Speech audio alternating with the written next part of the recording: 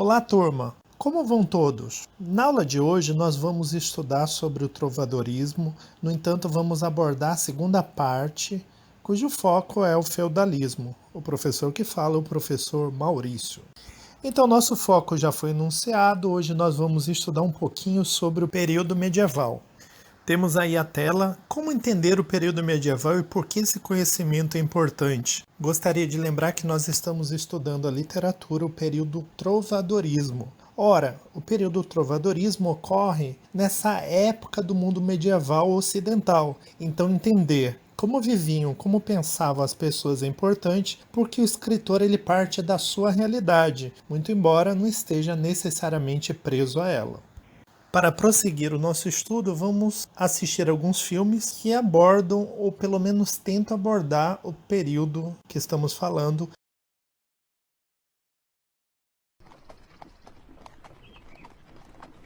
Ah! A gente já chegou! Já! Ah, finalmente!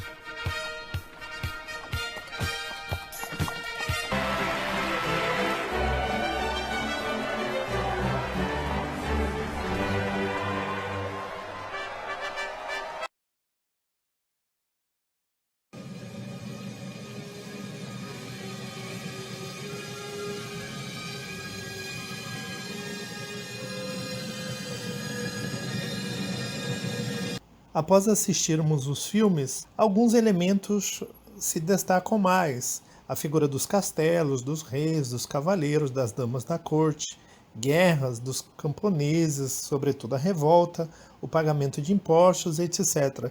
Então os filmes eles vão abordar um pouco a realidade do mundo medieval e vão nos permitir entender logo mais, ou seja, na próxima aula, qual é a cultura desse homem do mundo medieval que vai produzir a literatura. Ou seja, qual é a realidade da qual ele parte para falar sobre suas emoções, sua vida e etc.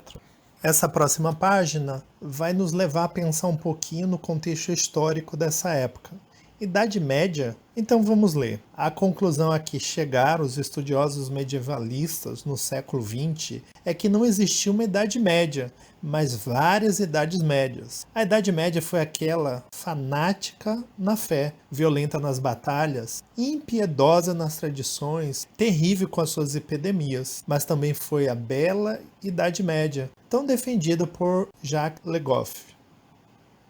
Foi a época da riqueza na arte, do surgimento das primeiras universidades, das grandes inovações arquitetônicas, do apelo à natureza. O escritor alemão Lessing afirmava no século XVIII, noite da Idade Média, que seja, mas era uma noite resplandecente de estrelas. Ora, do texto lido, o que nós podemos perceber? Primeiro que a Idade Média ela não se deu igual ao longo do período e nem igual ao longo das regiões, dos feudos, daquilo que depois vão formar os estados nacionais, as nações. Então ela foi extremamente diversificada. Se por um lado nós podemos falar em miséria, em violência e tudo, por outro lado nós podemos falar também em produção de grandes riquezas e até no âmbito da arte. Portanto, não existe uma Idade Média, mas diversas Idades Médias.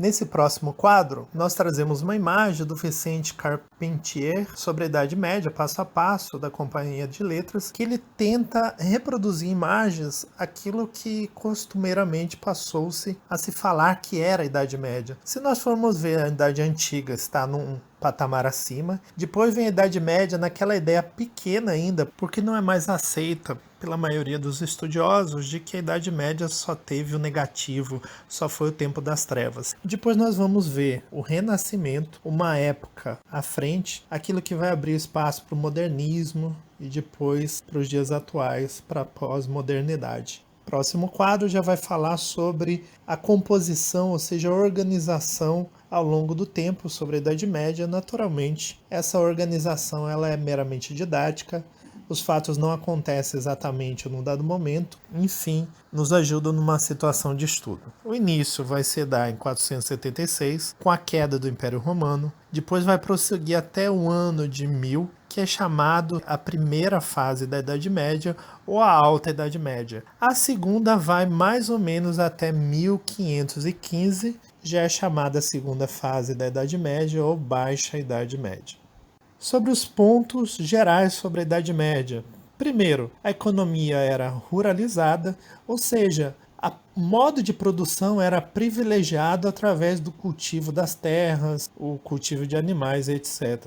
Segundo ponto é a supremacia da igreja. Ela consegue se instaurar nos poderes militares e nos poderes políticos, na figura de alguns reis ou de alguns grandes proprietários, e elas vão passar a defender uma certa ideologia sobre o modo de viver.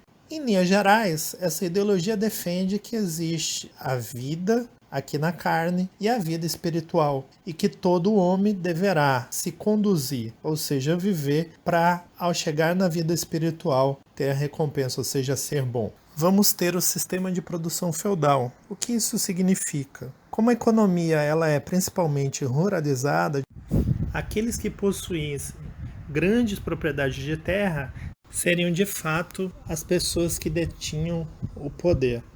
No sistema feudal acontecia frequentemente de um senhor de terra ceder a um outro nobre a administração da terra, criando assim uma relação de suzerania e vassalagem.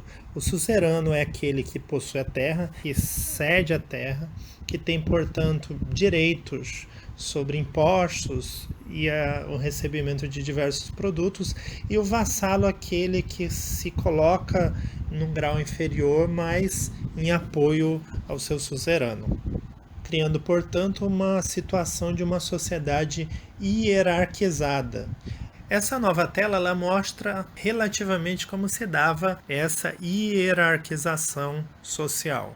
Ou seja, uma sociedade dividida em estados, estamentos. Nós temos o rei, junto a eles nós temos o senhor feudal e o clero, ou seja, o povo ligado à igreja, e por fim nós temos aquela grande quantidade de pessoas que viviam em situações, na maioria das vezes, difíceis. Para ver se conseguimos entender tudo, vamos fazer um desafio de uma questão no Enem. Então vamos lá, desafio do Enem. Questão Enem 2015. A casa de Deus, que acredita una, está, portanto, dividida em três. Uns oram, outros combatem, outros, enfim, trabalham. Estas três partes que coexistem não suportam ser separadas. Os serviços prestados por uma são a condição das obras das outras duas. Cada uma, por sua vez, encarrega-se de aliviar o conjunto. Assim a lei podia triunfar e o mundo gozar de paz. Esse texto é da Antologia de Textos Históricos Medievais de 1981. Vamos então ao comando da questão. A ideologia apresentada por Adalberon foi produzida durante a Idade Média. Um objetivo de tal ideologia e um processo que a ela se opôs estão indicados, respectivamente, em: notem que tem uma defesa e o que se opõe a essa sociedade. Alternativa A, justificar a dominação estamental. E o que se opõe a ela? Revoltas camponesas. B, submeter a hierarquia social. O que se opõe? Centralização monárquica. C, impedir a igualdade jurídica. O que se opõe? Revoluções burguesas. D, controlar a exploração econômica. O que se opõe? Unificação monetária. A alternativa é a ordem divina e a reforma católica. Vou te dar um tempo de 10 segundos para pensar. Marque a alternativa mais adequada. 10, 9, 8, 7, 6, 5, 4, 3, 2, 1. De fato, a alternativa correta, a alternativa A. Essa sociedade ela se justifica por uma dominação dos estamentos, dos estados. E o que vai contra a dominação? As revoltas camponesas. Bem, chegamos ao final. Esperamos que vocês tenham conseguido aprender um pouco sobre o período medieval, que vai colaborar ao nosso estudo sobre o trovadorismo, que é a primeira escola literária. Pela atenção, muito obrigado. Até a próxima aula.